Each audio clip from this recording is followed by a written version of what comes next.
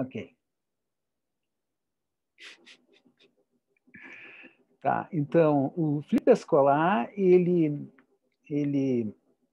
é foi professor do Collège de France, de 2000 a 2019, quando se aposentou, e ele tem uma formação inicialmente em filosofia, e depois ele se encaminha para a etnologia, e ele estudou com toda aquela geração dos anos 70, tanto da filosofia quanto da antropologia, que era muito rica no ambiente intelectual parisiense. Se alguém quiser um livro onde a biografia dele é contada na forma de entrevista, muito detalhada. Ele é muito bom divulgador das próprias ideias, o Descolar. Ele é muito claro, embora as suas articulações, por vezes, sejam bastante complexas, na minha opinião, né? Mas eu sugiro fortemente o livro Les Compositions du Monde.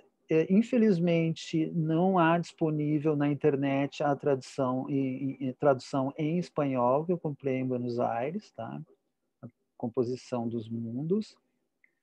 E é um livro de entrevistas onde ele conta a sua biografia intelectual, a sua carreira, como se formou, de que família ele veio. Ele diz que ele veio de uma família burguesa, gostava de viajar, ele fez um estágio na Inglaterra uma vez, um pouco mais prolongado. Depois, como eu disse, ele formou-se em filosofia, não me lembro exatamente das instituições, porque o sistema universitário francês ele é diverso, né? E do nosso.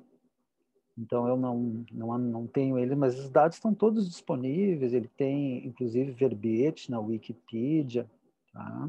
Deixa eu desligar um pouco aqui o aquecedor, porque o barulho do aquecedor está me incomodando. Tá?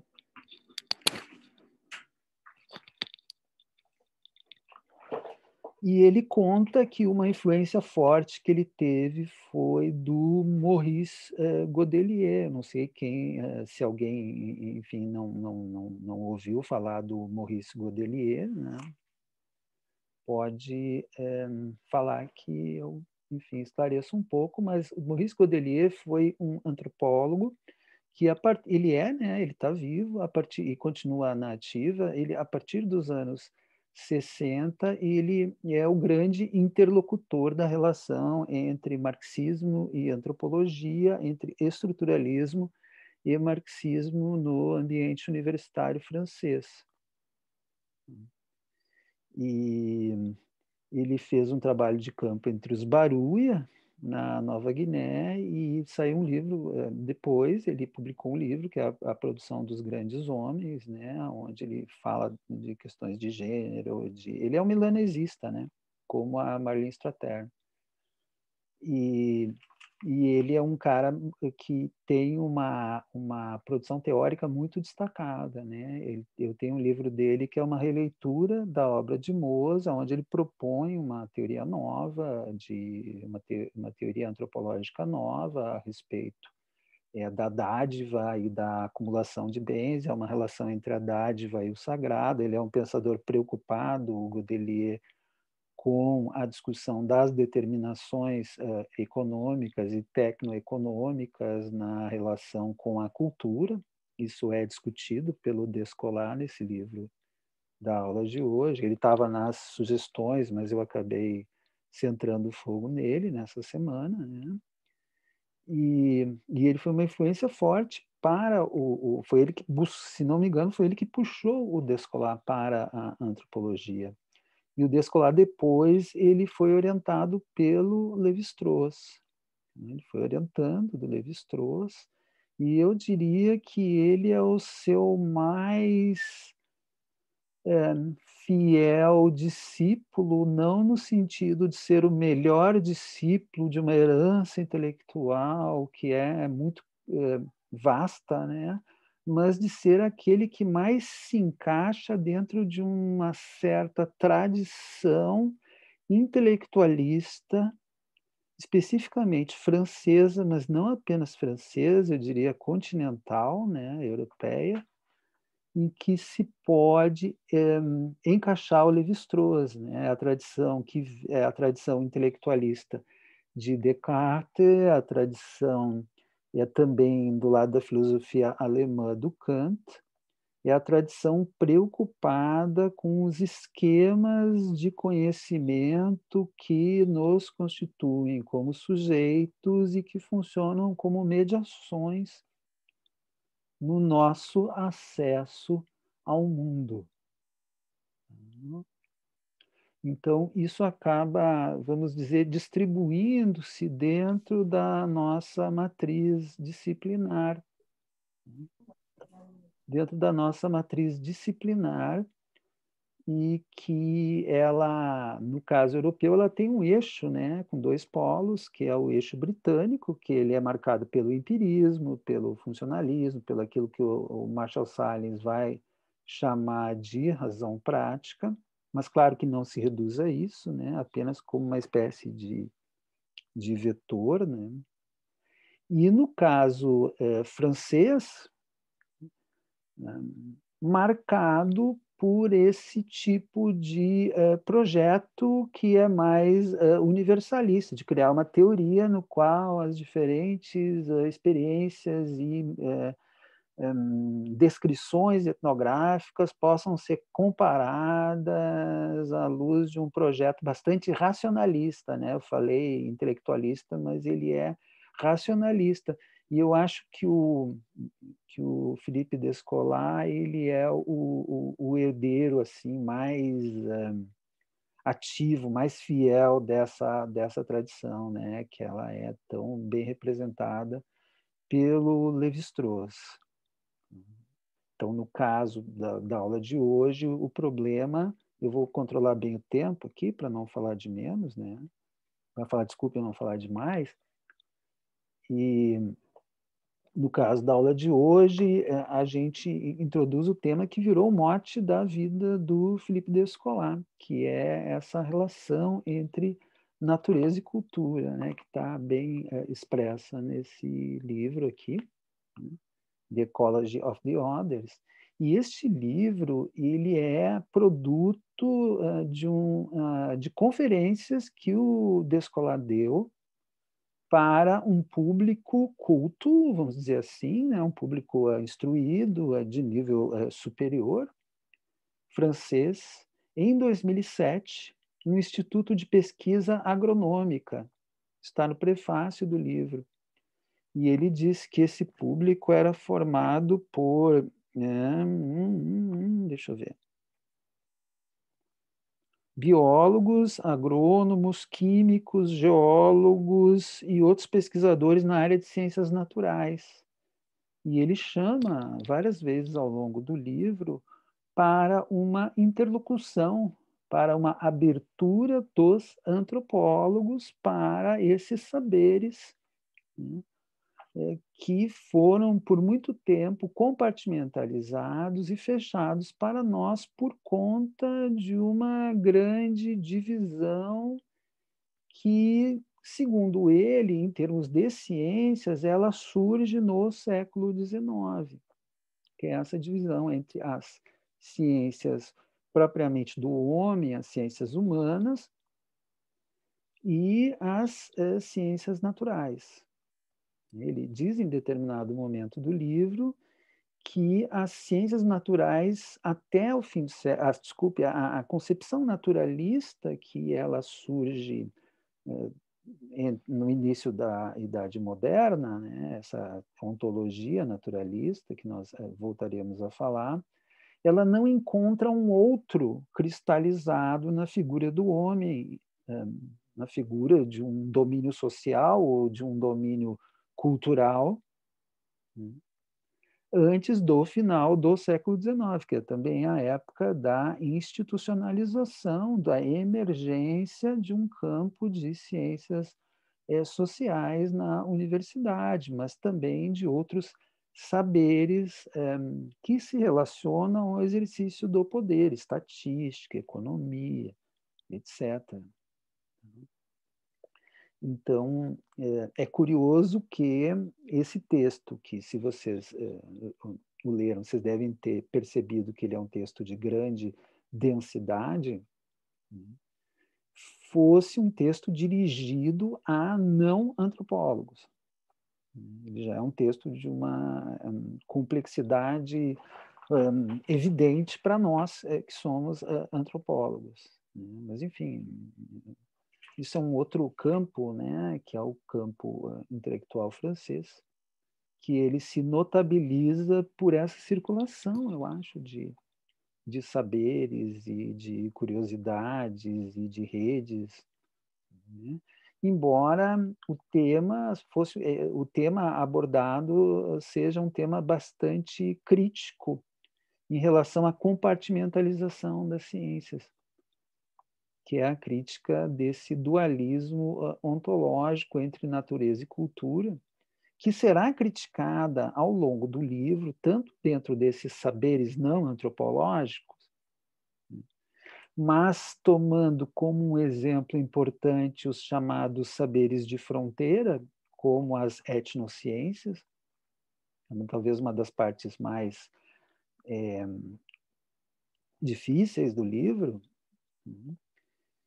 e porque envolve uma relação entre a epistemologia, a linguística, dados etnográficos, né? E, sobretudo, uma amarração teórica de um nível mais elevado, tá? Como também essa crítica acaba refluindo para a própria antropologia.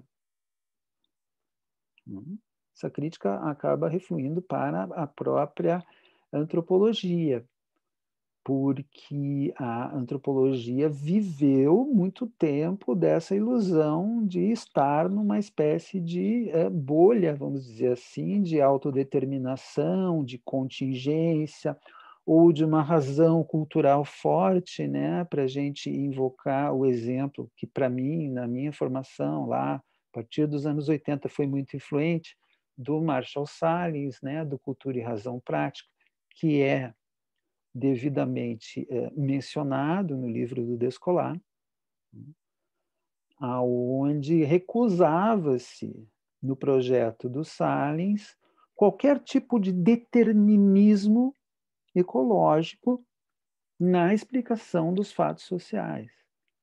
Por outro lado, há uma corrente em antropologia, essas correntes elas vão formar linhagens, né, dentro da antropologia, que prega um naturalismo.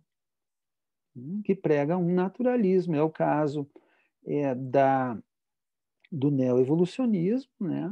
do Julian Stewart, que ele menciona, mas é também o caso da ecologia cultural, do Marvin Harris, e tem no texto um debate, né, forte que aconteceu, né, entre Lévi-Strauss e Marvin Harris, e o produto é a conferência que o Lévi-Strauss deu nos Estados Unidos, que está publicado no livro O Olhar Distanciado, que tem em português, que se chama Estruturalismo e Ecologia, tá?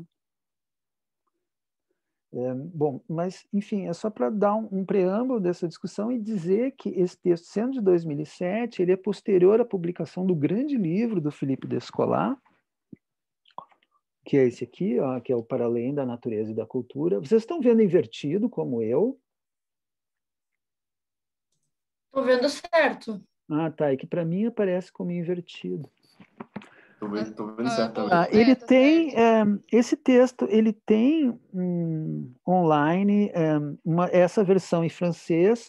Ele não tem completa essa versão em espanhol, tá? Mas ele tem passagens muito importantes e uma quantidade volumosa de páginas. Esse, o Massachá de Natureza e Cultura. Aqui está o essencial das contribuições mais importantes do ponto de vista teórico do Philippe Descolar. E em português tem publicado, além daquele texto que eu mostrei a vocês, um texto que é o Tristes Trópicos, vamos dizer assim, né? O livro de viagens e de etnografia e de é o Bildungsroman, né? O romance de formação etnográfica do Philippe Descola, que é As Lanças do Crepúsculo, que tem online, que é da falecida editora Kozak Naif, que conta as experiências dele entre os Achuar, né? Porque todo antropólogo ele vai se referir a vida toda às suas experiências etnográficas. E deixa eu ver. Ele publica, esse não é a tese de doutorado, é um livro posterior. O livro que é a etnografia do Descola entre os Achuar, onde ele desenvolve a sua concepção crítica em relação a uma abordagem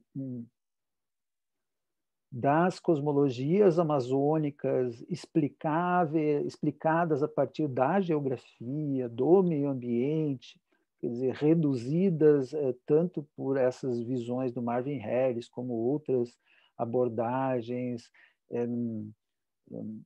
naturalistas, se chama La Nature Domestique, a natureza doméstica. Não tem em português, mas eu tenho em espanhol, a natureza doméstica. Tá? Todos esses textos vocês baixam em sites como o LibGain, como o Z-Library. Eu não sei se vocês conhecem, né? São sites que são fartos em oferta de livros grátis. Se alguém não conhecer, coloca no chat que eu já passo os links, tá? Os colegas passam os links. Onde é que está o chat? Deixa eu ver. Está aqui. Tá. Ou qualquer comentário que vocês queiram fazer ou pergunta, por favor, vão escrevendo no chat, tá? E o interessante é que nesse livro que ele passa entre os Achuar,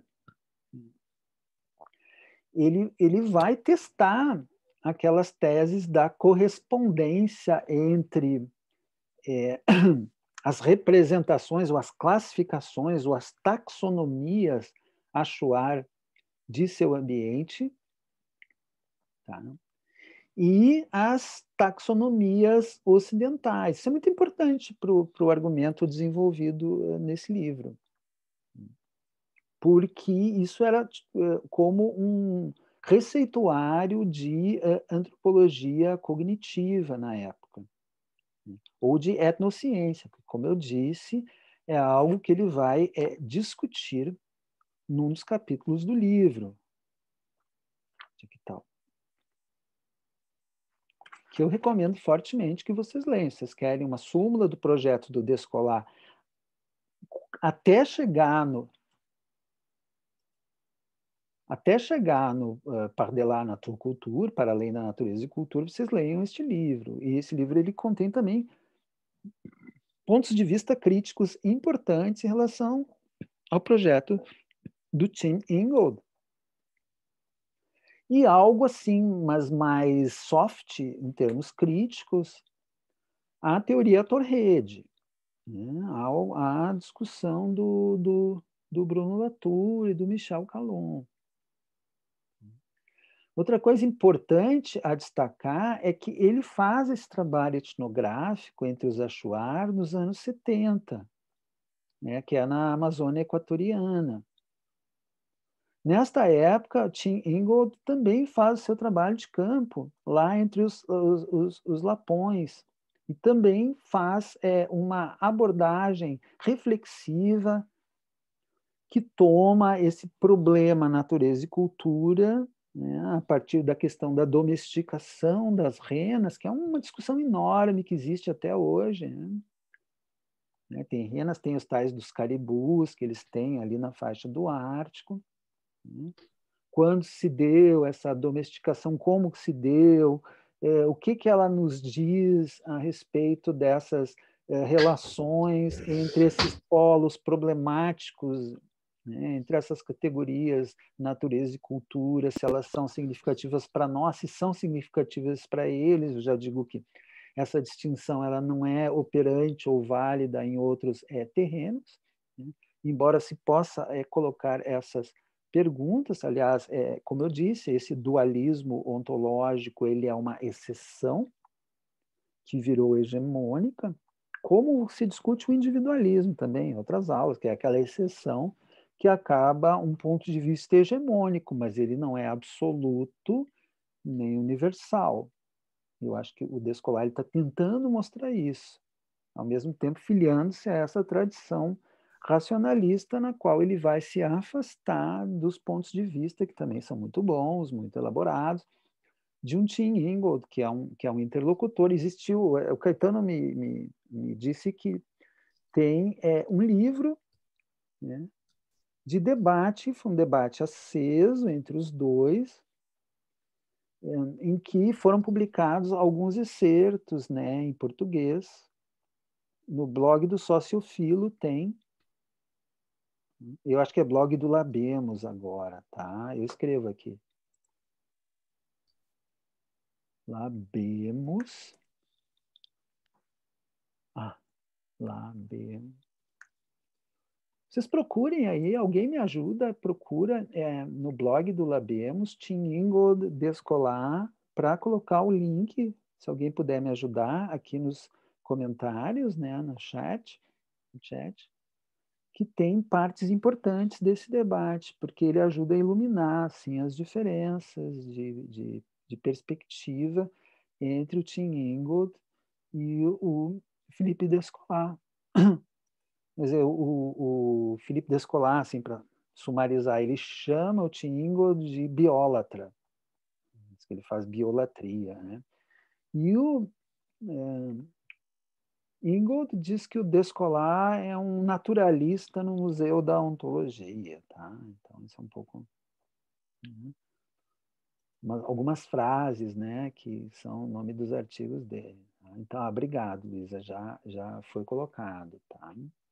Então, isso é um pouco do contexto no qual emergiram essas reflexões que acabaram eclodindo na virada ontológica em antropologia, que também tem outros nomes importantes, né? Um precursor importante que é mencionado no texto é o Roy Wagner, na Invenção da Cultura,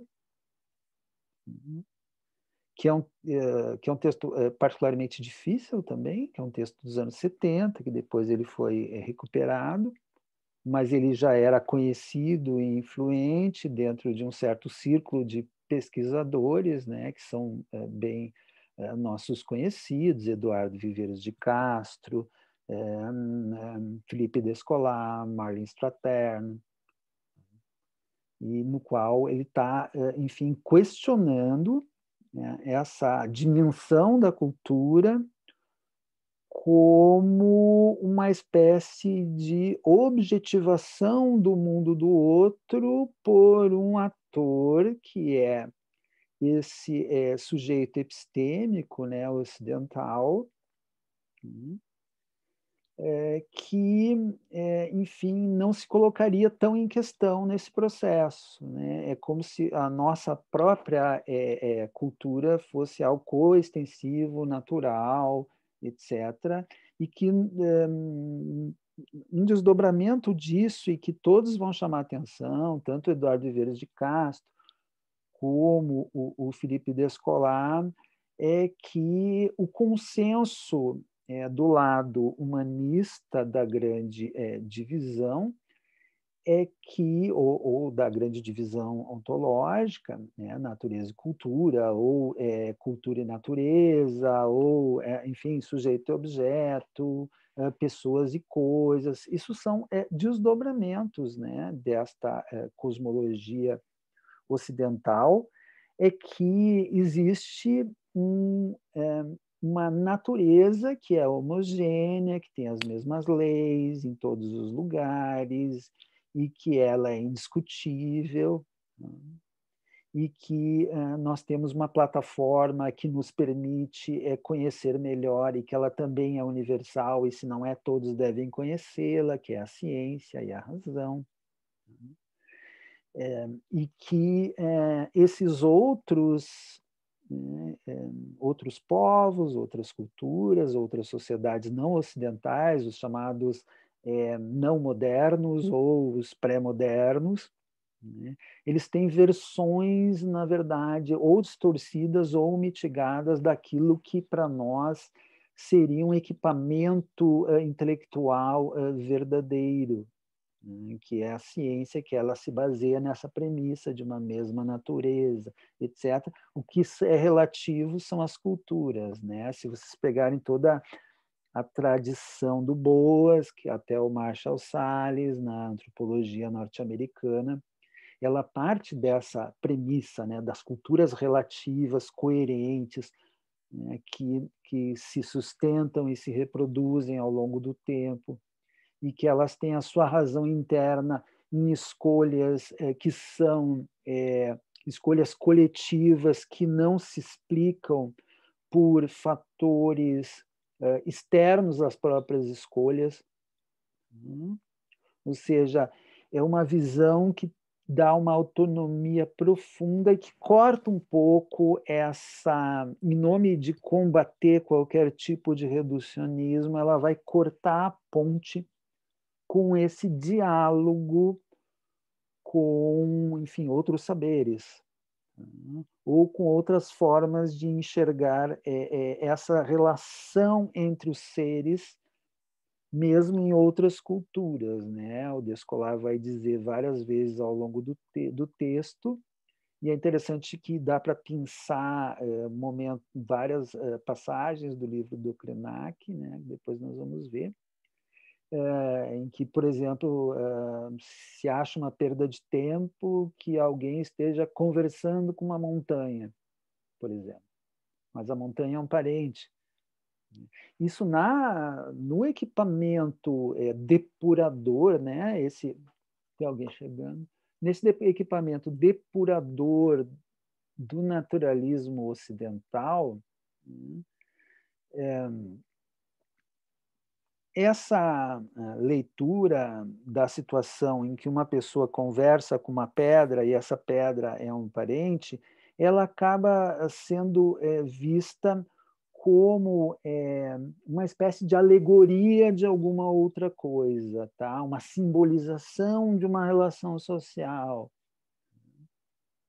Ou seja, se esvazia a verossimilhança e a densidade ontológica para aquelas pessoas de suas relações com outros seres, com o ambiente, em nome de uma leitura em que vai ver aquilo apenas como cultura, não vai ver como uma outra natureza que está em questão, uma outra forma de construir natureza, né? Ou seja, é o mononaturalismo, depois que é a expressão do Bruno Latour, que depois ela é adotada pelo Eduardo Viveiros de Castro, né?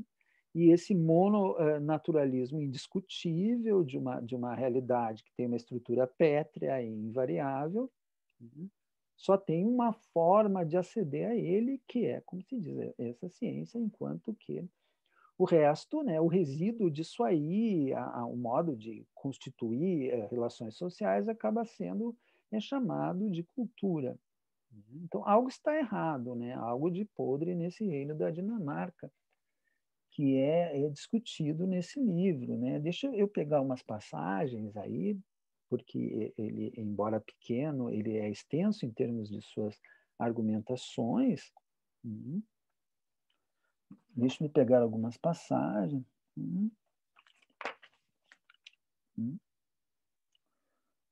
Quando ele vai falar dessas dualidades de diversas formas, né, como a premissa de que a existência deve ser entendida como a coexistência de dois tipos de fenômenos governados por princípios distintos. Os fenômenos culturais ou sociais, e os fenômenos naturais. E ele demonstra isso de diversas formas, o Descolar, até chegar ao ponto em que ele propõe o seu próprio projeto, que esse projeto é pós-levi-straussiano, que eu falei a vocês, mas que contém, ao longo do tempo, também uma crítica ao Levi-Strauss. Também há uma crítica ao Levi-Strauss, embora seja o autor que mais tenha influenciado o Philippe Descolar. Ele diz que esse dualismo que ele quer criticar, que parte inicialmente de uma visão de natureza, que é o segredo dos modernos e que desenvolve uma ontologia excepcional que acaba tornando-se dominante, que ele vai dizer que para os modernos, depois ele vai dizer em Para Além da Natureza e Cultura, que os modernos se consideram, consideram os humanos como os únicos seres que têm interioridade.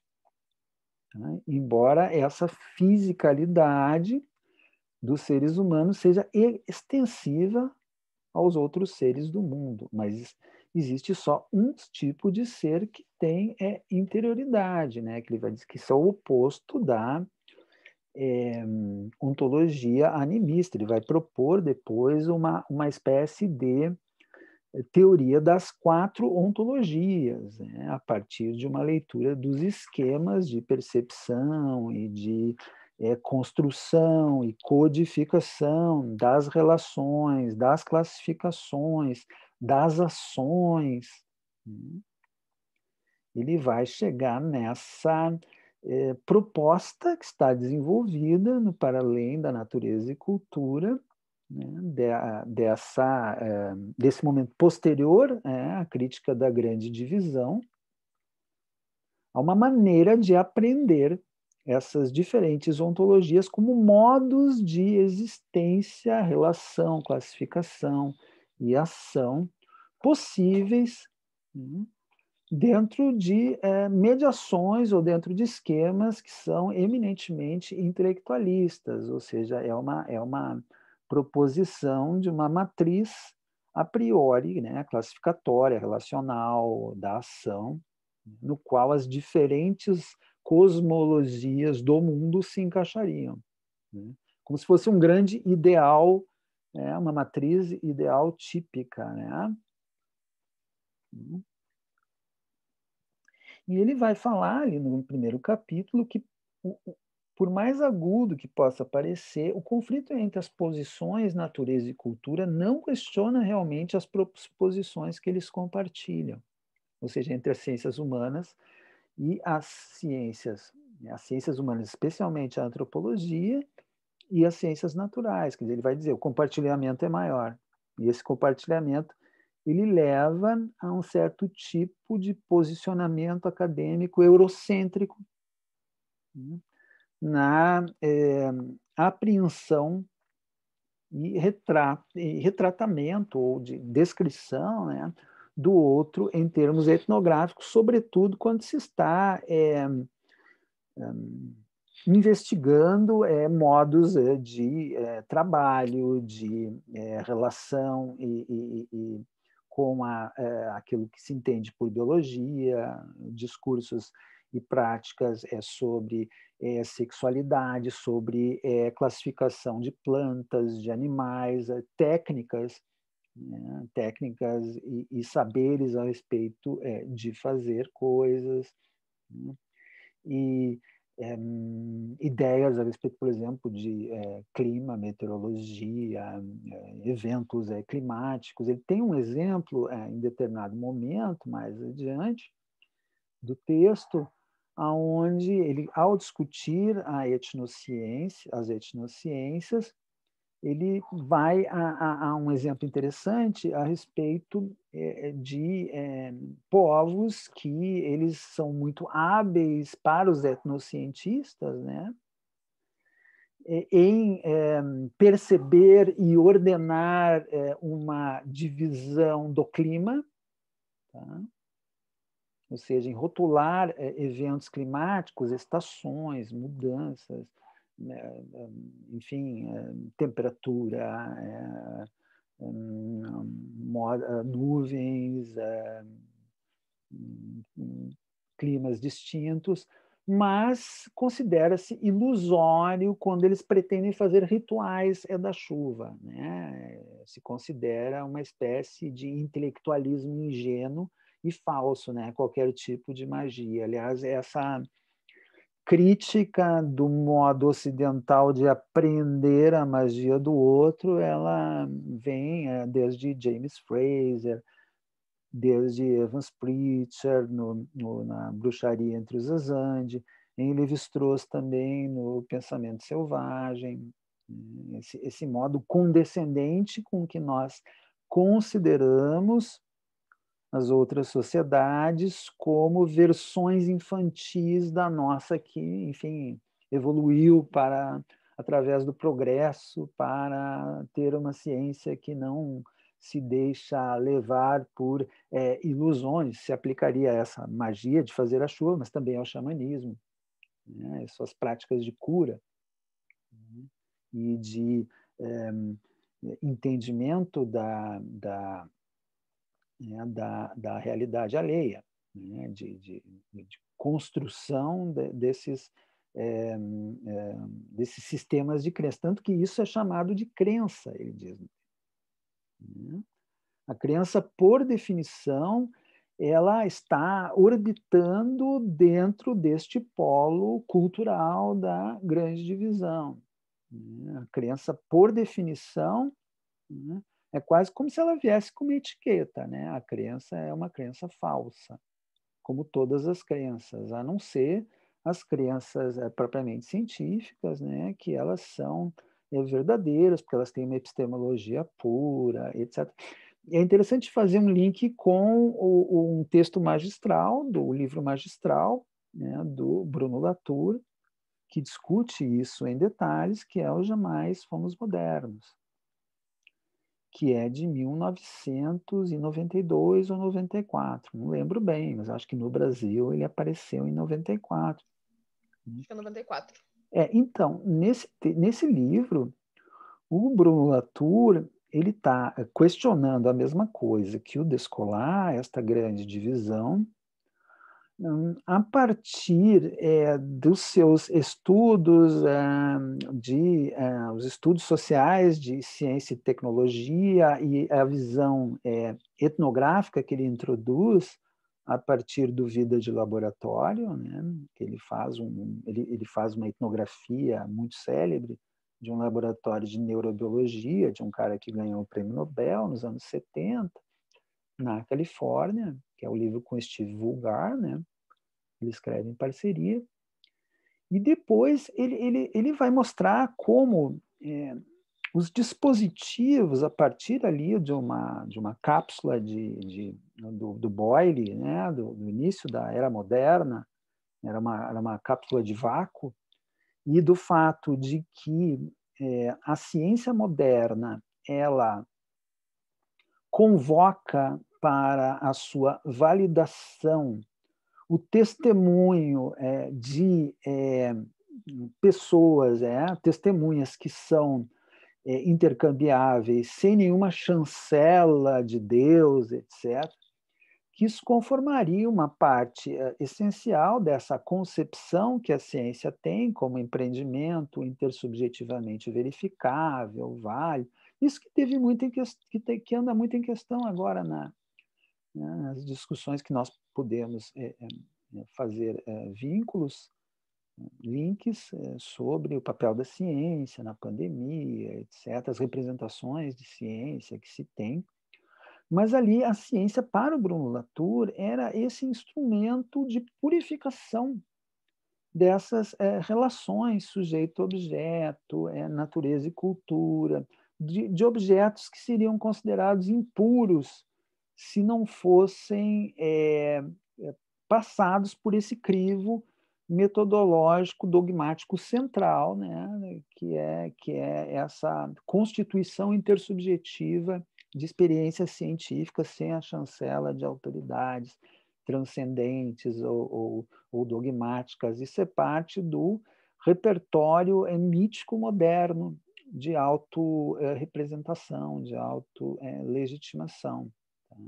Mas é interessante que o Latour ele vai dizer, olha, quanto mais se tenta fazer esse tipo de purificação, mais surgem os chamados híbridos, né? Que são esses construtos mistos entre natureza e cultura, e que não se pode dizer que são apenas, por exemplo, eventos naturais.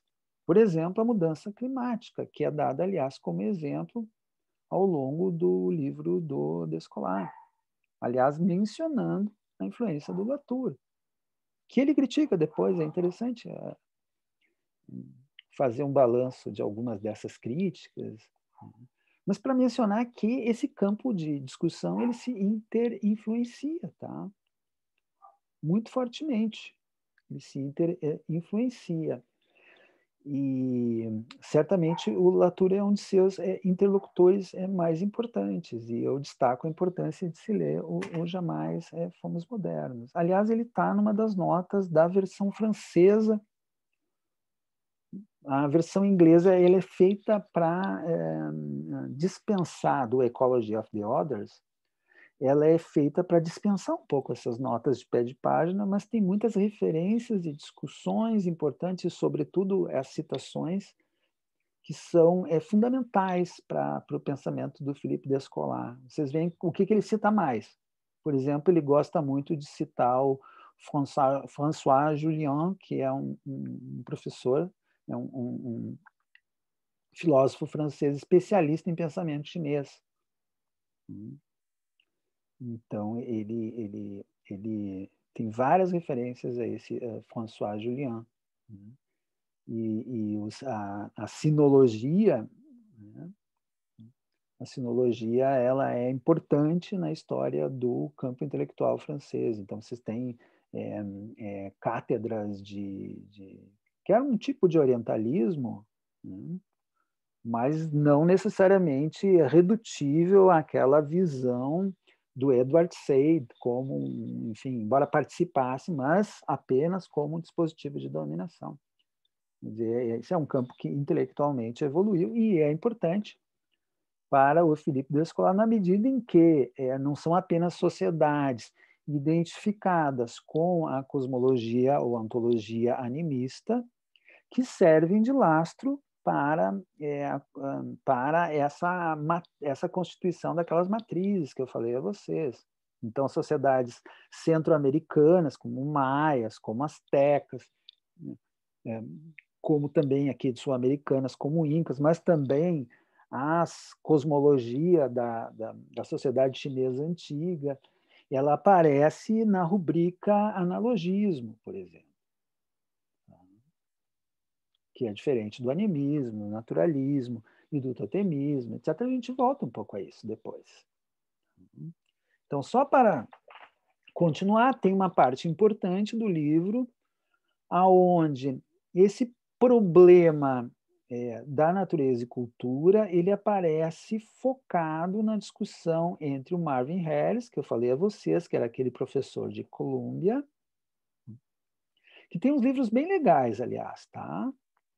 Eu recomendo, ele escreve muito bem, ele é um grande divulgador, era, né? Um grande divulgador das próprias ideias e para vocês terem uma noção, ele é muito traduzido na Espanha até hoje. Porque o Marvin Harris, ele tem uma visão, ele tem uma teoria e enfim, tem uma teoria explicativa dos fenômenos culturais, por exemplo, a alimentação, ou então o surgimento de Messias, e uma série de outros eventos que são populares. Por que não se come carne de porco no judaísmo ou no Islã? Por que as vacas, enfim, são sagradas na Índia e o povo passa fome? Para vocês terem um exemplo. Então, ele tem sempre explicações que seriam ecológicas desses fenômenos, né? O porco, porque seria disfuncional em relação ao ambiente do pastoreio semiárido ali no Oriente Médio. Então, as explicações desse tipo ecologia cultural, elas vão entender essas escolhas e o modo de codificar essas escolhas como uma espécie de racionalização de uma inteligência natural. É como se, ao produzir, por exemplo, o tabu do incesto, ao emergir esse tabu do incesto, que é um exemplo importantíssimo para a discussão natureza e cultura em Lévi-Strauss, principal móvel, a principal causa natural dessa emergência do tabu do incesto, e eu lembro o livro clássico, né, As Estruturas Elementares do Parentesco, em sua primeira parte, é como se a principal causa nesse raciocínio reducionista, naturalista, fosse evitar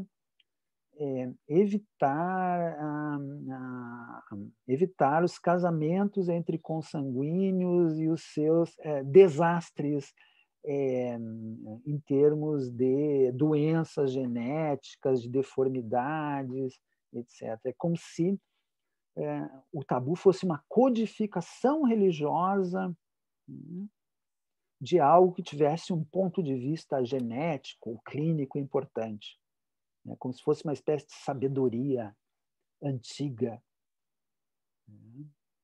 Isso não explica por que esse tabu não é racionalizado dessa forma, da mesma que nós. Quer dizer, é mais uma pretensão desse naturalismo que ele pleiteia obter as respostas melhor do que as outras culturas e momentos na história.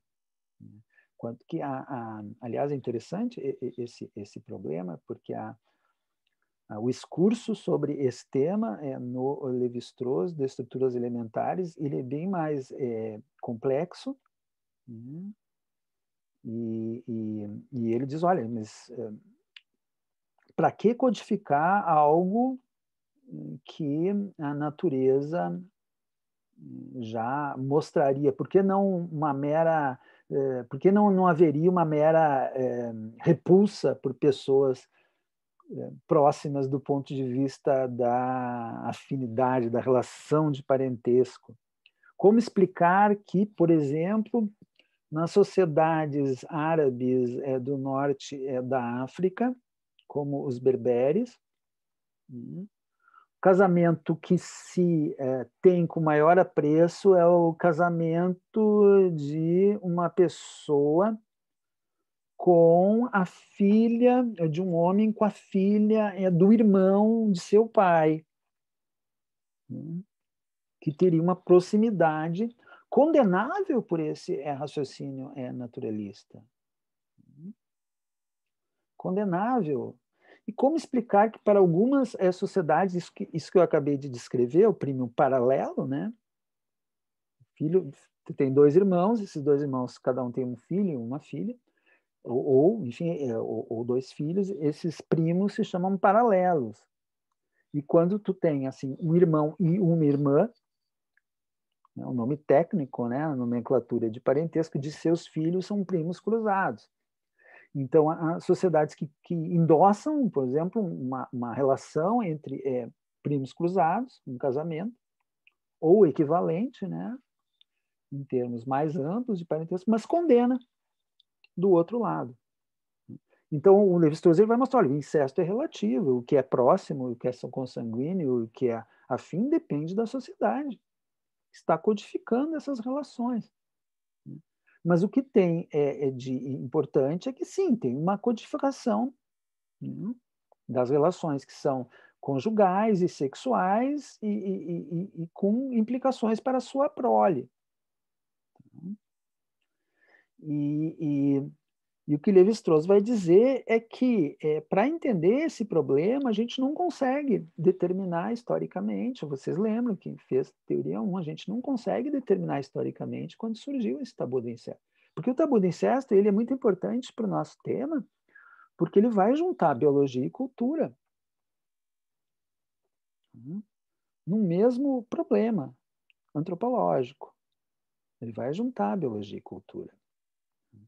Então, se você se lembra dos primeiros capítulos das estruturas elementares, que é a parte sobre natureza e cultura, é uma primeira concepção, depois Lévi-Strauss ele vai mudar essa concepção, ou ele vai, segundo Descolar, ele vai depurar e vai melhorar, ele vai elaborar melhor. Nessa primeira leitura do problema natureza e cultura, a partir da questão do incesto, o Lévi-Strauss está construindo uma separação ontológica entre os dois domínios. Tá? Então, natureza é aquilo que, nas estruturas elementares, é formado por leis invariáveis. Por exemplo, as leis da biologia, as leis da física, etc. Né? E cultura é o domínio da regra, o domínio do variável. Tá? Isso está dentro do espírito dessa grande divisão. E ele vai dizer que o tabu do incesto ele embaralha essa separação. Porque, ao mesmo tempo, ele é universal, porque ele vale para todas as... Enfim, ele está em todos os lados, em todas as sociedades. Mas em cada lugar ele é definido, como eu disse, de uma forma diferente. Aí o Lévi-Strauss vai dizer, o que se pode dizer sobre o tabu do incesto é que ele resolve um problema, e aí é especulação. Tá? É um pouco de especulação, porque a gente, como eu disse, não tem um registro, a gente não sabe em que momento aquele Homo sapiens, ou um ancestral do Homo sapiens, ele vai parar de copular e reproduzir com pessoas do mesmo grupo e vai começar a procurar pessoas fora desse grupo. E o Lévi-Strauss vai dizer, olha, nós estamos enfrentando aqui um dilema entre morrer fora e casar fora. Então, os dilemas do Lévi-Strauss são situações binárias, aí, como todo dilema, evidentemente, que é esse dilema entre morrer fora e casar fora. E o que se pode dizer é que o tabu do incesto ele é uma regra negativa, ele é um interdito, em primeiro lugar. Você não pode casar ou copular, ou, enfim, com X pessoas próximas. E ao não poder casar com essas pessoas próximas, o membro desse grupo fica obrigado a buscar cônjuges fora desse grupo. Então ele diz, é um interdito, ou seja, é um negativo que institui um positivo, é um interdito. Sim, Luísa, é a regra, ela prescreve uma positividade, né?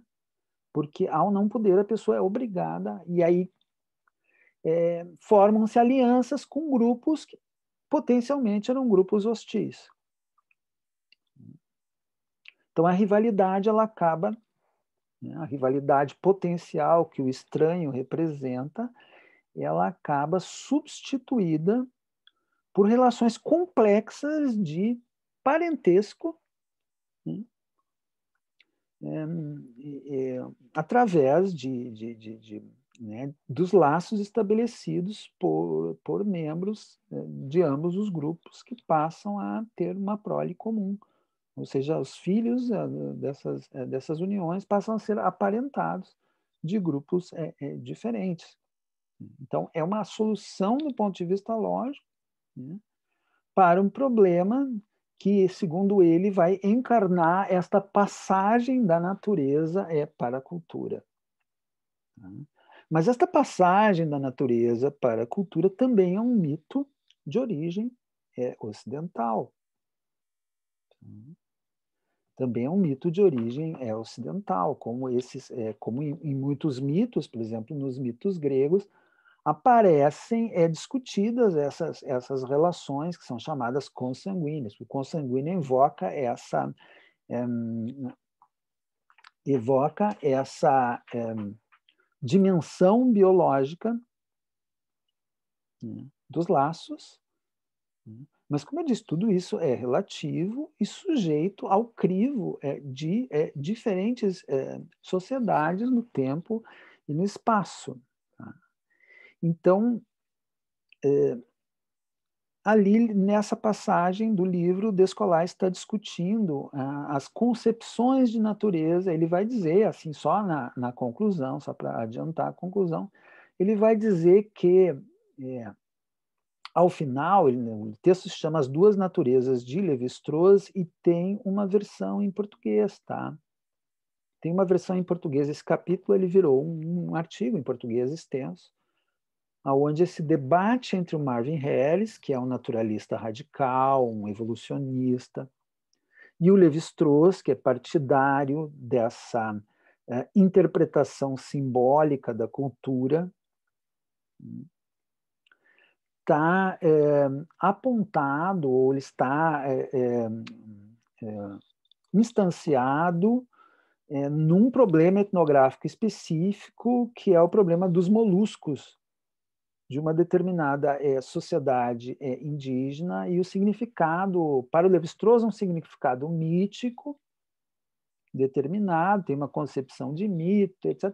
E para o Marvin Harris, o significado do uso desses moluscos numa determinada cultura se relaciona à interação que essas pessoas têm, por exemplo, uma tribo que é mais próxima do mar, ali dos Bela Bela, eles vão discutir isso a partir de mitos, né? Tem com conchas, né? E a outra tribo tem com produto, a outra tribo do interior, essas conchas, elas vêm do mar, e, portanto, elas são um produto mais raro e valorizado de outra forma. Então, entram elementos ecológicos e econômicos, né? Então, esse determinismo, que é a marca característica do Marvin Harris, ele é fortemente contestado pelo Lévi-Strauss, mas o Lévi-Strauss ele não simplesmente se utilizava de discursos míticos como para entender o significado e o contexto do mito, e aí entra uma evolução da concepção anterior de natureza em Lévi-Strauss.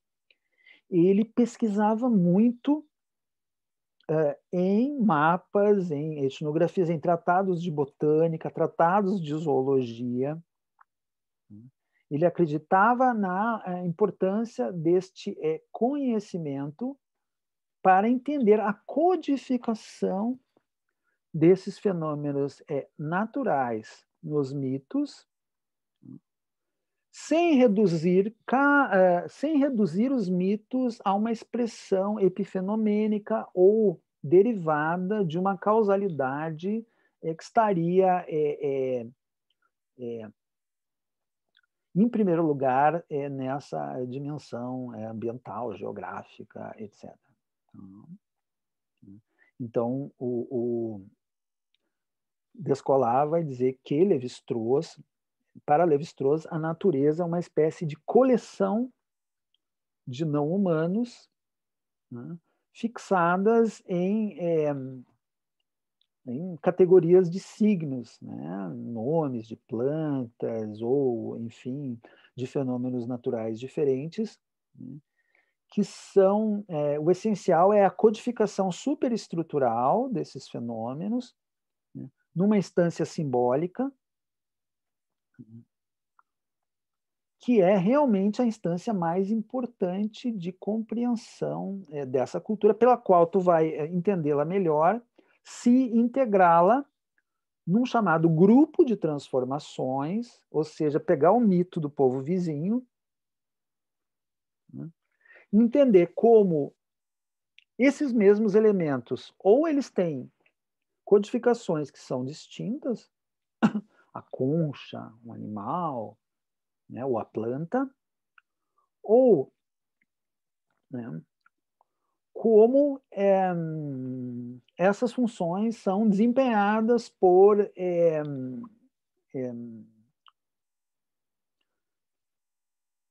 seres da natureza que são distintos daqueles da primeira hipótese. Tá?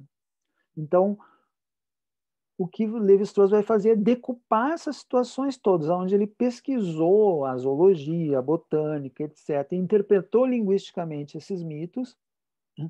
E ele vai fazer uma decupagem e inseri-los num determinado grupo de transformações, ou seja, é um projeto bastante intelectual,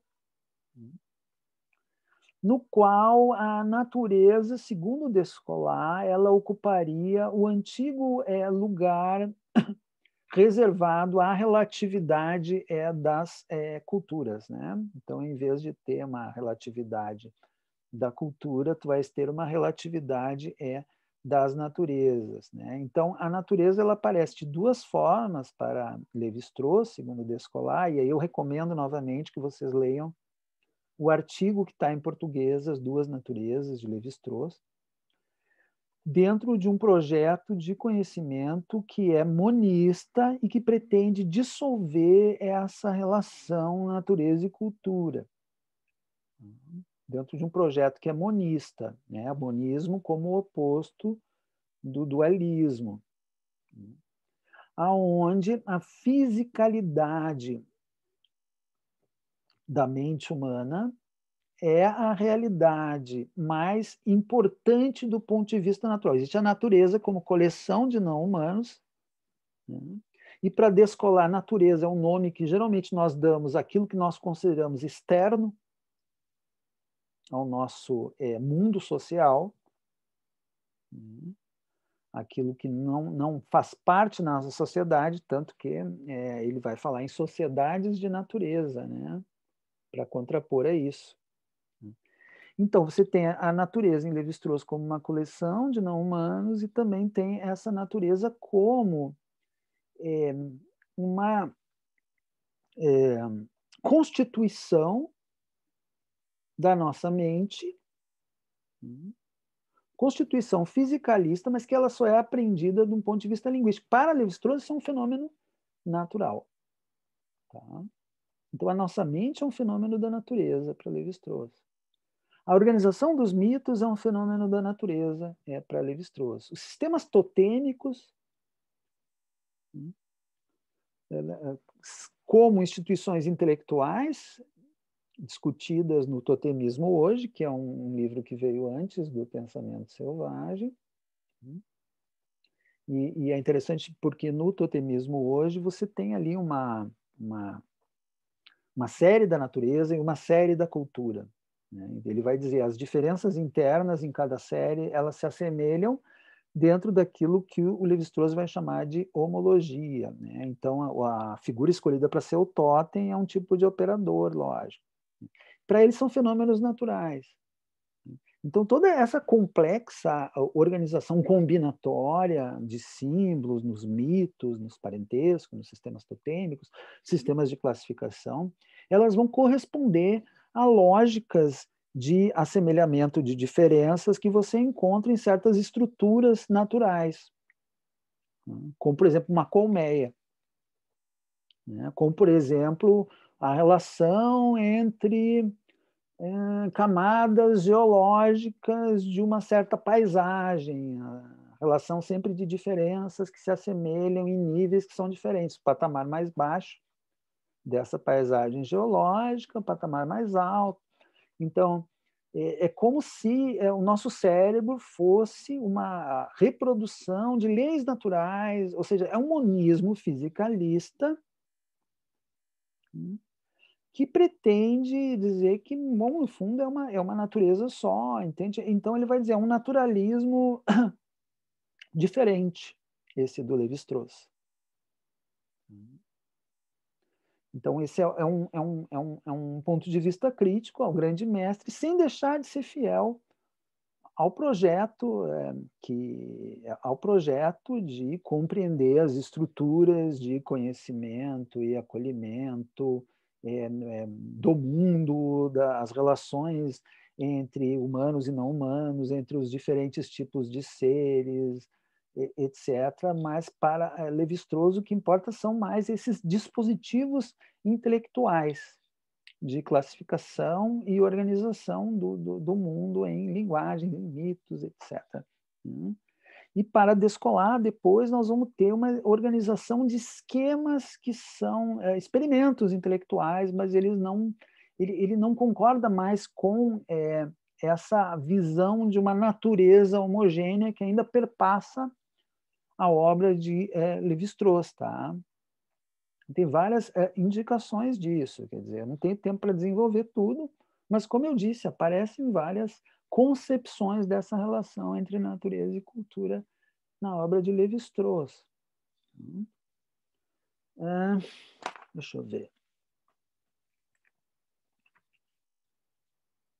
Então, essa parte seria as duas naturezas em Lévi-Strauss.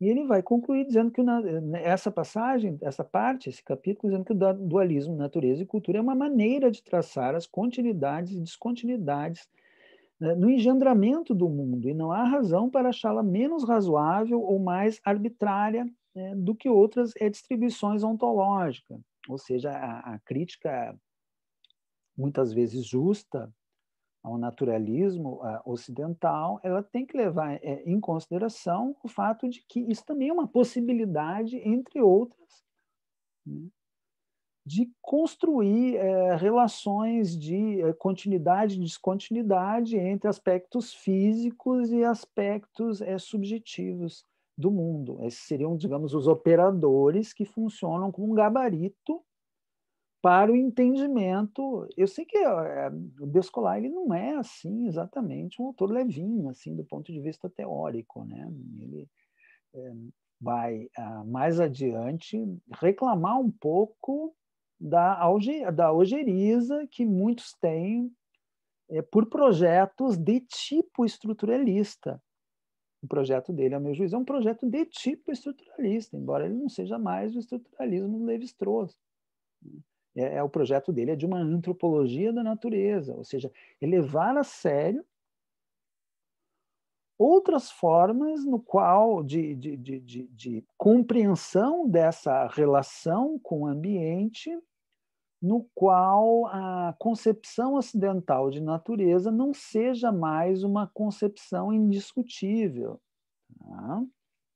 Deixa eu avançar aqui para fazer um intervalinho daqui a pouquinho.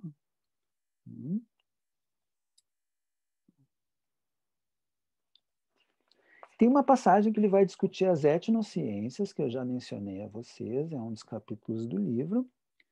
E essas etnociências, elas vão... Eu não tenho expertise nisso, né? Só estou falando a partir da leitura do livro do Descolar. E elas são perpassadas por essa tensão que aparece no pensamento ocidental e na antropologia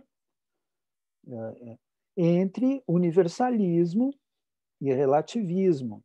Só que é uma tensão que não coloca também em discussão esse mononaturalismo, que é a premissa implícita dessas construções científicas. Tá? Então, para os universalistas, todos os povos têm a capacidade de codificar eventos naturais, né? E que, se nós procurarmos bem, nós vamos encontrar semelhanças no modo como o vento, o som, a chuva, as cores, os animais, as plantas, são catalogados dentro do que eles chamam de táxons, né? E que ganham signos para organizar essa catalogação, né? A partir desse gabarito, que é o gabarito sempre do pesquisador munido da sua botânica, da sua biologia, da sua zoologia. Então, ele vai a campo e vê, olha, como que eles estão nomeando os insetos, por exemplo. Então tem uma entomologia nativa. Como que ele está nomeando a planta? E pega a classificação derivada do Linneu, classificação clássica, e vê como, sei lá, uma sociedade amazônica qualquer vai nomear e classificar uma planta que já se sabe, né? Ou seja, dentro dessa premissa e dessa metodologia científica ocidental, né? ela é sempre uma entidade discreta e isolada, que não é definida pelas suas relações, pelos processos de fluxo. Enfim, isso é uma discussão mais sofisticada que a gente vai entrar bastante. Mas ela é desde sempre segmentada, parcelada, né, para se fazer a contabilidade, ou accountability, entre o que se classifica como uma planta X e a espécie que se sabe que é a realidade mais real. Vocês estão entendendo? E ele vai dizer, olha, não é bem assim, porque essas classificações nativas, elas estão imersas dentro de um campo relacional complexo e que ganha sentidos, evidentemente, quer dizer, essa crítica que qualquer relativista poderia fazer. E mesmo os mais relativistas, muitas vezes, não levam em conta, dentro das etnociências, essas premissas que acabam contaminando o nosso olhar por um eurocentrismo muito forte, né? Um eurocentrismo acadêmico da antropologia, que é o que ele diz ao longo desse capítulo. Então, esse é um pouco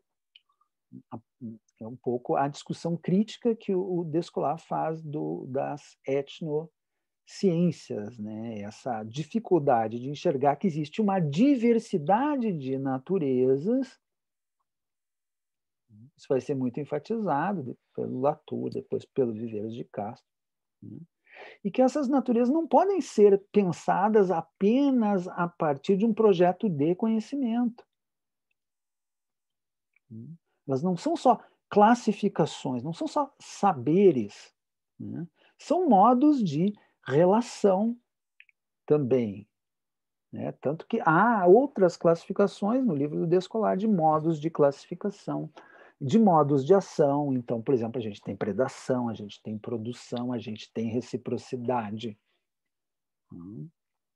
São modos de relação e de ação que não são apenas de classificação. Então, não é apenas um empreendimento. A ideia de que apreender o mundo do outro é apenas entender a sua epistemologia é também uma ideia impregnada dessa concepção cosmológica, naturalista, profundamente entranhada dentro da antropologia e que é colocada em questão.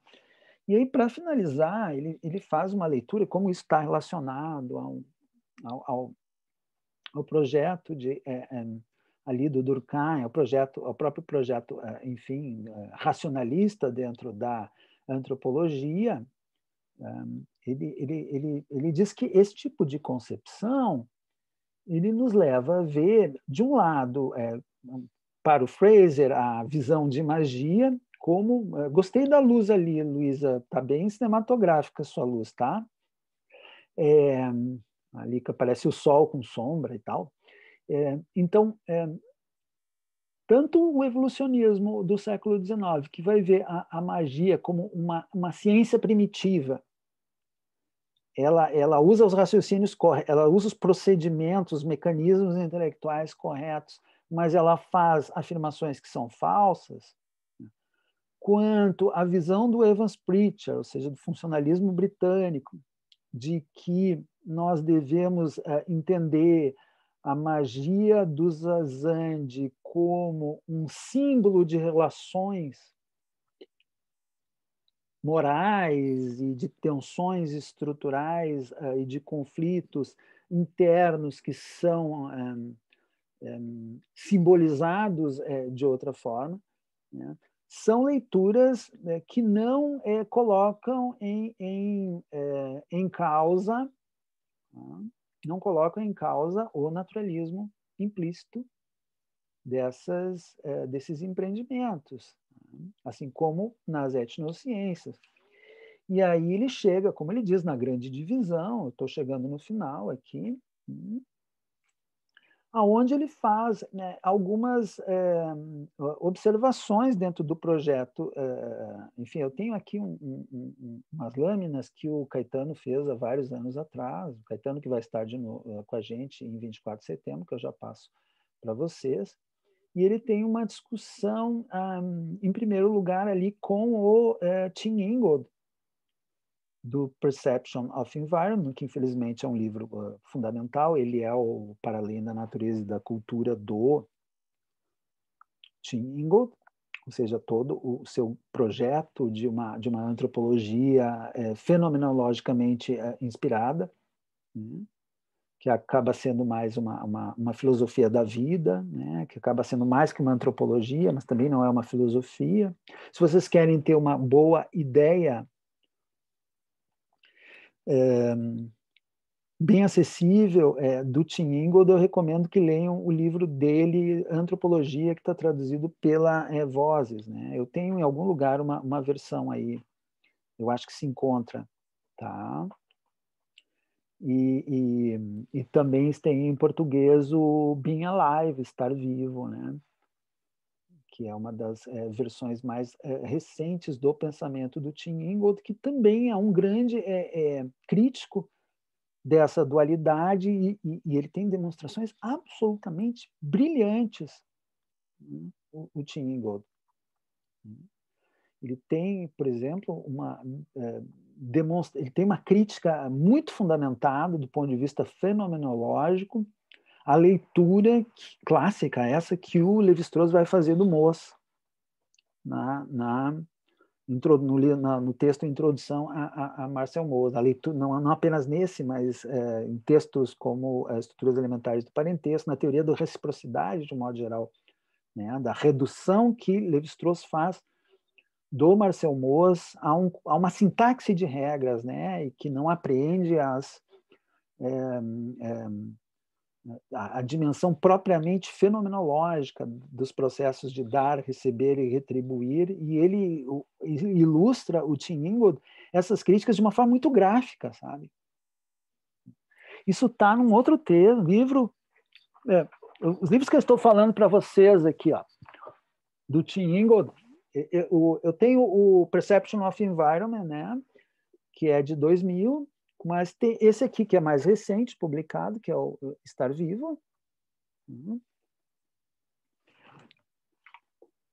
Esse aqui é um livro mais antigo, ele é dos anos 80, e essa crítica que ele faz ao Lévi-Strauss está neste livro aqui, que é o Evolução e Vida Social, mas também é um livro fabuloso do ponto de vista teórico.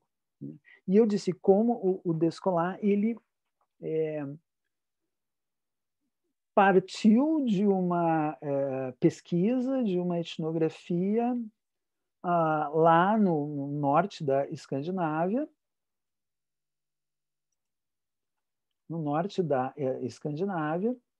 e discutindo domesticação, ele chega a questionamentos que são similares ao do Descolar, mas que depois vão ganhar um caminho diferente, e nesse texto, no Ecology of the Others, há uma crítica interessante, e é uma crítica intelectualista ao projeto do Descolar. Antes disso, só deixa eu passar rapidamente umas lâminas para vocês, as lâminas do Caetano, tá? Deixa eu ver se eu estou com elas aqui. Eu tenho que abrir um pouquinho.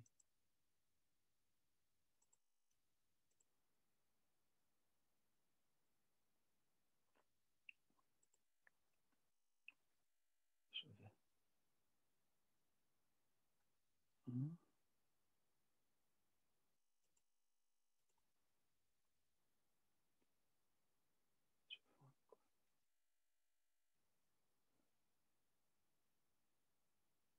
Meu computador, eu tenho que salvar o arquivo.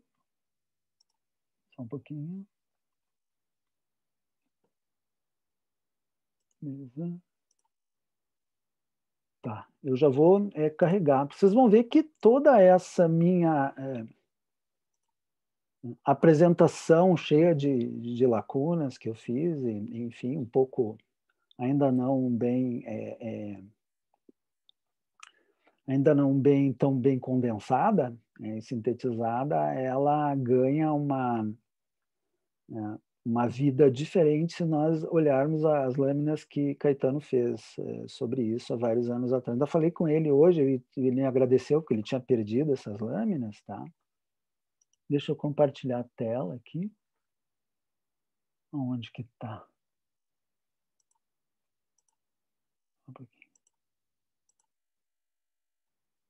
iPhone.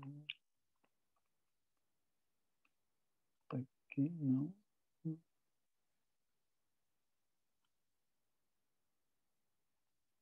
Não estou conseguindo achar, mas é importante. Vocês tenham uma paciênciazinha só, tá? Deixa eu compartilhar.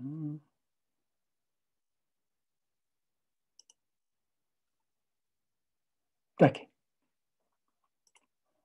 Bom, então aqui temos a primeira lâmina, e essa lâmina, essas lâminas elas vão avançar um pouco, porque eu não falei não aprofundei a proposta de distribuição ontológica dentro de uma matriz das cosmologias, tá? Ou das ontologias. Mas aqui, eu compartilho com vocês depois o arquivo, tá? Vocês estão vendo? Alguém diga sim no áudio? Sim. Ah, tá bom. Sim, estamos vendo. Então, ali vocês vão ver, a cosmologia ocidental respeita uma ontologia naturalista, as cosmologias ameríndias respeitam, na maior parte dos casos, uma ontologia animista. Tá? Então, aqui, ó, nós vamos ver o animismo, aqui, ó. Opa. Tem uma continuidade, uma semelhança entre interioridades, é por isso que o jabuti, a capivara, né, a onça, elas têm interioridade dentro de uma ontologia animista, ou perspectivismo, etc. E a descontinuidade está na diferença entre as fisicalidades. Tá? A gente tem ali as outras ontologias, talvez essas duas sejam as mais importantes para a nossa discussão. No naturalismo, tem uma descontinuidade, uma diferença entre interioridades. Como eu disse, apenas o ser humano teria interioridade, mas todo mundo tem um corpo. E essa lâmina é interessante porque ela declina ela conjuga intelectualmente as filiações filosóficas que vão chegar no Philippe Descola. Ele toma emprestado temas que são do Kant, mas também do pensamento alemão, da fenomenologia, né? Então, é importante a gente ver aqui que a discussão do entendimento se associa com a intuição, que você tem o estruturalismo do Lévi-Strauss, que é o naturalismo lógico da mente humana, que vem da escola sociológica francesa, fenomenologia do Edmund Husserl, né? A ideia da intencionalidade. Isso é uma discussão específica da filosofia, mas que acaba sendo fundamental para ele entender o que são, ele entender e propor, entender, não apenas entender, mas construir uma proposta de esquemas de classificação, ação e relação com o mundo que vai dar origem a essas ontologias. Não é nosso interesse aqui conhecer em detalhe a teoria do Descola, mas apenas um certo aporte crítico que vai nos permitir dialogar com outras intervenções mais específicas sobre esses temas, né? Como a do Vives de Castro e depois a do Bruno Latour. Tá? Então, eu passo as lâminas para vocês. O que importa é que, para o Descola, o que existe de gabarito universal esquemático que se pode ser utilizado é a ideia de semelhanças e diferenças de interioridades e corporalidades, cujas diferentes relações vão dar origem de 4 ontologias que estão desenvolvidas no texto para além da natureza e da cultura, tá? Mas o Descola depois ele vai reaparecer quando se discutir o antropoceno. Ele tem intervenção sobre isso. E no final, na conclusão desse texto, ele já estava preocupado com isso. Ele já estava preocupado. Bom, não sei, enfim, eu gostaria de dizer só umas palavras a respeito da crítica que ele faz ao Tim Ingold.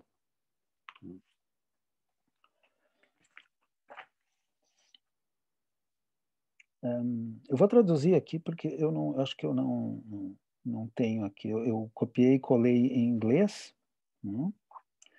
Em caça e forrageio, né? Hunting e gathering as ways of perceiving, como modos de perceber o ambiente ou meio ambiente, caracteriza as relações de caçadores-coletores com seu ambiente como de total imersão. Isso é importante, quer dizer, o Ingold ele faz uma crítica ao próprio pensamento evolucionista, ele faz muitas críticas à biologia, né? E ele vai ter uma influência importante de um cara chamado James Gibson, com a teoria das affordances, que são como se fossem injunções, né, perceptivas, relacionadas a essa ideia de que o organismo ele não existe separado do ambiente. É a ideia do Umwelt, do biólogo que, enfim, foi precursor da ecologia, o Jacob von Uexküll, na primeira metade do século XX, e que ele é uma... Desculpe, tem alguém chamado Rosiane querendo entrar na sala de espera? Nós temos alguma aluna chamada Rosiane? Eu não lembro desse nome na outra Mas aula. eu vou perguntar, porque eu não posso, infelizmente, houve uma pessoa que insistiu muito para participar, eu gostaria muito de deixar a pessoa participar, mas eu não tive a permissão da coordenação por uma série de razões, que não cabe eu discutir aqui, a pessoa, enfim, então eu não posso deixar uma pessoa estranha aqui ao nosso coletivo de alunos participar, infelizmente. Mas, enfim, é sempre possível que alguém encaminhe o link para outra pessoa, né? Eu posso até divulgar depois o vídeo das aulas, mas, infelizmente, não posso acolher uma pessoa estranha aqui. Tá, então...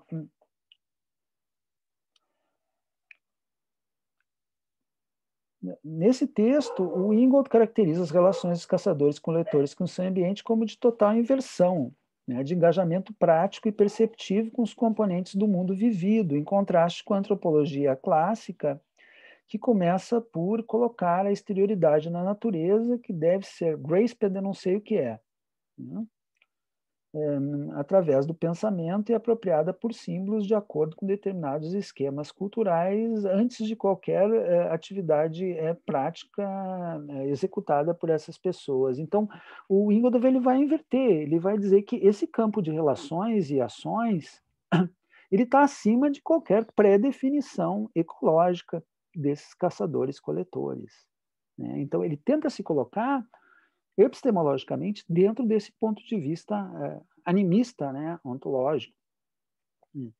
E aí o Descolar vai criticar o Ingold dizendo que a ontologia dos caçadores-coletores ela é verdadeira, adequada à realidade, é um relato fiel da complexidade da experiência dos seres, em contraposição às laboriosas construções dos modernos presos na analítica do dualismo e da multiplicidade das mediações entre sujeito e objeto. Então, há de um lugar um elogio, de um lado um elogio, mas de outro lado ele vai criticá-lo dizendo não é mais o animismo dos povos arcaicos que aparece como, isso na página 67, eu não sei se é da versão em inglês ou da versão em francês, tá? Mas vocês têm os livros aí, que aparece como uma versão incompleta, uma prefiguração desajeitada da verdadeira objetificação da realidade, tal como os modernos estabelecem, mas é essa mesma objetivação que aparece como uma consequência monstruosa que dissimula a verdade da experiência primordial do mundo do qual os caçadores-coletores auxiliados pela fenomenologia, nos dão uma melhor conta. Ou seja, em vez de ser eurocêntrico, naturalista, né, o ponto de vista do Ingold para o Descolar é um ponto de vista, vamos dizer assim, animista-cêntrico.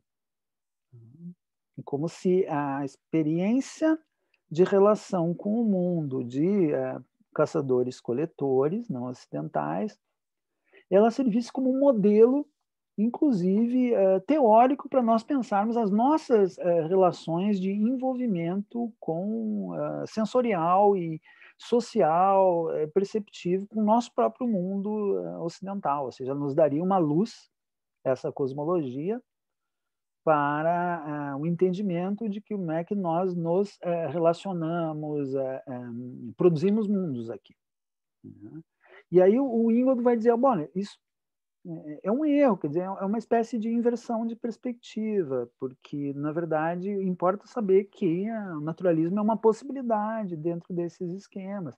O animismo também. Uma não é melhor nem pior que a outra, é uma outra forma de dar conta dessas equações. Tá? Aí depois ele fala um pouco do Latour, ele elogia o projeto, mas ele vai dizer que, no caso da teoria ator-rede, que tenta também fazer uma proposta monista de dissolução dessas fronteiras de natureza e cultura, ele vai ver dois problemas. Um deles é que a distinção entre atores numa rede, né, humanos, não humanos, ocidentais, não ocidentais, etc., ela acaba se dando pela quantidade de relações que se estabelecem nessa rede, né, que tornam essa rede mais ou menos complexa. Então, eles veem, em vez de ser uma diferença ontológica de qualidade entre ocidentais e não ocidentais, essa diferença acaba sendo reduzida a um problema de quantidade dentro de um contínuo monista da rede, do ator-rede. Quantidade, feixes de relações, de traduções. Né? Tá. Esse é um problema. O segundo problema, e vocês sabem, né, o Latour ele tem um texto, né, que é sobre o irreducionismo, onde ele expõe a sua posição filosófica, que é um apêndice a um livro chamado A Pasteurização da França. É um apêndice bem grande, que é um programa inteiro chamado Irreduções. E o Latour, e também no livro dele sobre a teoria do ator-rede, ele não acredita na existência desses níveis de realidade, essa coisa durkheimiana, que tem a sociedade, né, acima das pessoas e que tem uma realidade própria, etc. Ele vai contestar essas... embora ele afirme a sua verossimilhança ontológica para os atores envolvidos, ele vai contestar que isso seja útil, que tenha alguma utilidade heurística para se fazer uma teoria social, né? Então ele tem essa visão de que todas as coisas no mundo são objetos que vão sendo enfeixados numa determinada rede. E aí a pergunta do Descolar, só para eu concluir aqui, que enfim já falei demais, esperava falar metade do que eu falei. Para concluir, ele vai perguntar, o que se tem que se perguntar para o pessoal da teoria do ator-rede é como é que eles estabilizam essas redes. E ele vai dizer, como ele faz em todas as críticas que ele fez aos etnocientistas, ao Lévi-Strauss, enfim, não são críticas iguais, mas enfim, ao Ingold, a importância desses esquemas que colocam o Descolar numa tradição que está inscrita dentro de um conjunto venerável de referências na história da filosofia, como, por exemplo, Descartes, Kant, etc., que é uma tradição um pouco diferente aliás, bastante diferente, né, da tradição do Eduardo Vieira de Castro, que tem a ver com filosofias da imanência, né, com Spinoza, com Bergson, com Deleuze, né, com filosofias da vida, as filosofias da vida fenomenológicas, como é a tradição do Ingor e tal. Nesse livro ele não se refere ainda ao Viveiras de Castro, eles têm um debate muito forte que acontece, pode voltar uma outra hora, né, que o Latour fez a descrição num artigo chamado Perspectivismo Tipo ou Bomba, né, que está traduzido também eu acho que no blog do Labemos, né, e aí ele termina o livro propondo esses modos de esquematizar as possibilidades de relação com o mundo, os seres, as pessoas, os humanos, os não humanos, através de classificações, através de ações, né? De relações, né, que são diferentes do que ele chama a divisão entre substância, processo e uma outra coisa que não me lembro agora, né, que é típico da cosmologia naturalista, científica ocidental. Tá? Dá para dá para pegar um cafezinho aqui bem rapidinho e aí senhor. Volta, não sei se conversa um pouco, mas a Luísa, eu pedi para ela falar um pouquinho do Krenak. Pode ser 10 minutos. O Everson, tu pode coordenar aí, porque o Everson, preocupado aqui com o tempo, né?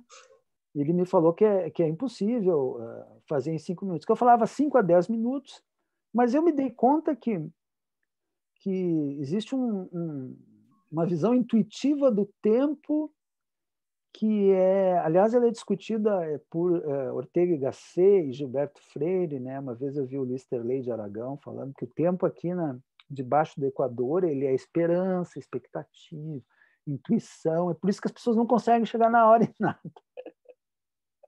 Porque essa visão de tempo linear também é uma visão blá, blá, blá, blá, blá, blá, eurocêntrica, produtivista, capitalista, colonial. Meu Deus do céu. Tá, mas então, 10 minutinhos assim para tomar uma aguinha, né? Tirar uma água do joelho e voltamos. Eu vou encerrar aqui a gravação, pode ser?